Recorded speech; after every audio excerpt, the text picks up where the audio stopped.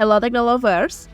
Aktivis Israel Yahudi Monique Rijkers kini tengah menarik perhatian publik ketika dia mengaku sangat mendukung Direktur Pesantren Al Zaitun, Panji Gumilang. Dalam mengajarkan lagu-lagu Yahudi kepada murid-muridnya, Monique Rijkers berpendapat bahwa ini adalah langkah yang tepat untuk mengajarkan toleransi kepada anak sejak dini.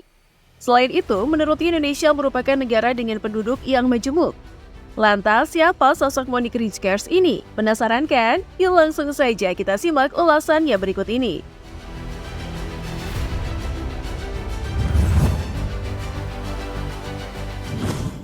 Nama Monique Rijkers memang telah menyita perhatian publik beberapa hari belakangan ini. Pasalnya, ia sempat tampil sebagai salah satu narasumber dalam program Catatan Demokrasi di TV One pada Selasa 27 Juni 2023 malam. Ketika itu, Monique Rijkers mengaku memiliki alasan tersendiri dirinya membela Ponpes Al Zaitun dan pimpinannya, Panji Gumilang. Ia menyebut bahwa Indonesia negara muslim terbesar di dunia yang sudah seharusnya mengikutinya karena dikenal toleransi terhadap orang Yahudi. Monique mengaku mendukung Panji Gumilang karena mengajarkan toleransi kepada murid-muridnya. Ia mencontohkan saat Panji Gumilang mengajari anak-anak di pesantren Al Zaitun menyanyikan lagu-lagu Yahudi.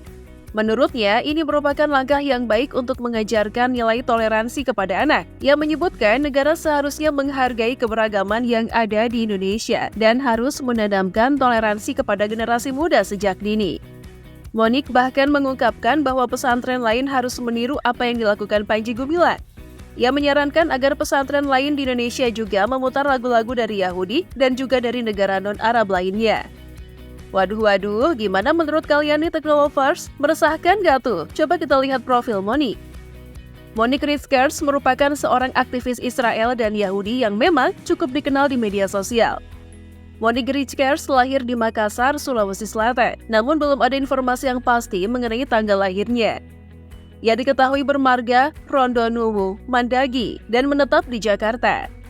Ia dikenal sebagai seorang aktivis yang pro-Israel asal Indonesia yang memiliki darah Yahudi. Dan saat ini, ia adalah salah satu administrator satuan YouTube Fakta Israel. Tepatnya pada Oktober tahun 2017 lalu, Monique Rijkers sempat bertemu dengan Perdana Menteri Israel, Benjamin Netanyahu, dalam sebuah acara di Christian Media Summit. Pasti kalian bertanya-tanya sejak kapan Monique mempelajari isu Yahudi dan kemudian menyebarkannya. Nah, kecintaan Monique terhadap segala sesuatu yang berbau Yahudi bermula pada tahun 2012. Hal itu diawali seusai perhelatan dirinya ke Israel ketika perjalanan untuk kebutuhan pekerjaan. Sekembalinya dari sana, Monique merasa dirinya terkecoh oleh pemberitaan yang ada selama ini tentang Israel. Sebagai seorang jurnalis, dia merasa ada prinsip jurnalisme yang terabaikan, yaitu prinsip berimbang. Setahun kemudian, Monique diberi tugas untuk meliputi komunitas Yahudi di Indonesia. Baginya, pengalaman peliputan ini turut menjadi faktor yang merubah arah hidupnya. Setelah ditayangkan di salah satu stasiun televisi swasta, Monique dilaporkan ke Komisi Penyiaran Indonesia atau KPI oleh salah satu organisasi mahasiswa berbasis Islam.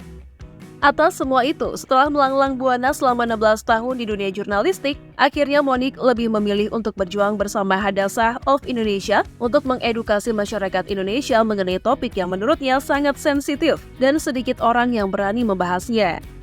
Tahun 2016 menjadi titik awal bagi Monique untuk mengejar harapan yang baru saja mulai diimpikannya. Bersama suaminya, ia mendirikan Hadassah Indonesia. Berdasarkan kesaksiannya, Hadassah Indonesia didirikan dengan 3 tujuan, yaitu mendidik masyarakat Indonesia tentang Yudaisme dan Islam, Israel dan Palestina, dan Holocaust.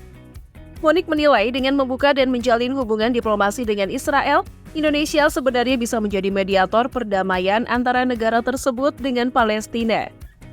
Menurutnya, hubungan antara Indonesia dan Israel sebenarnya sudah terjalin dalam urusan bisnis, namun pemerintah disebutnya masih malu-malu mengakui. Contohnya, warga negara Indonesia hingga saat ini masih bisa mengunjungi Masjid Al-Aqsa di Yerusalem. Monique juga percaya bahwa saat ini adalah waktu yang tepat bagi Indonesia untuk membuka pintu diplomasi, karena banyak negara muslim akhirnya melakukan kontak dengan Israel setelah Perang Dingin yang panjang. Monique menyadari bahwa implementasi diplomasi antar negara itu sulit, namun dia percaya bahwa keberanian dibutuhkan untuk mencapai perdamaian dunia.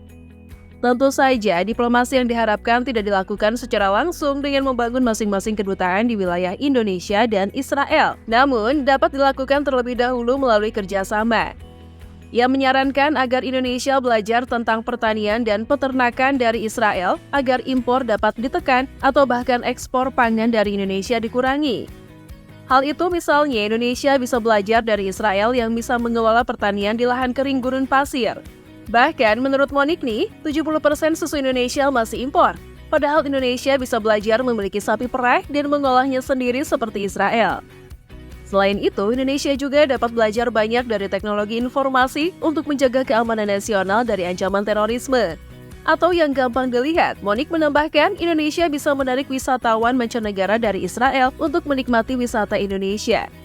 Monik berharap Presiden Joko Widodo atau Jokowi dapat mengambil keputusan penting untuk menjalin hubungan diplomatik dengan Israel demi kepentingan perdamaian dunia dan mendapatkan manfaat dari kerjasama tersebut. Diplomasi ini juga bisa menjadi peluang untuk mendatangkan investor baru dari Israel ke Indonesia dan sebaliknya. Monik menegaskan bahwa Palestina memang merdeka pada 15 November 1988 dan Indonesia mengakui hal itu dengan adanya Kedutaan Besar Palestina di Jakarta. Pemerintah Indonesia harus mengedukasi masyarakat agar stigma anti-Yahudi atau anti-Israel hilang dan dunia baru yang damai dapat didatangkan. Sangat visioner ya cita-citanya untuk hubungan Indonesia dan Israel, tapi apakah boleh sebuah nilai yang sudah ada sejak lama kemudian dijadikan komoditas hanya untuk keuntungan semata? By the way nih, Monik ini merupakan lulusan jurusan biologi dari Universitas Kristen Salatiga. Meskipun dia belajar biologi selama masa kuliahnya, dia bekerja sebagai jurnalis selama beberapa dekade.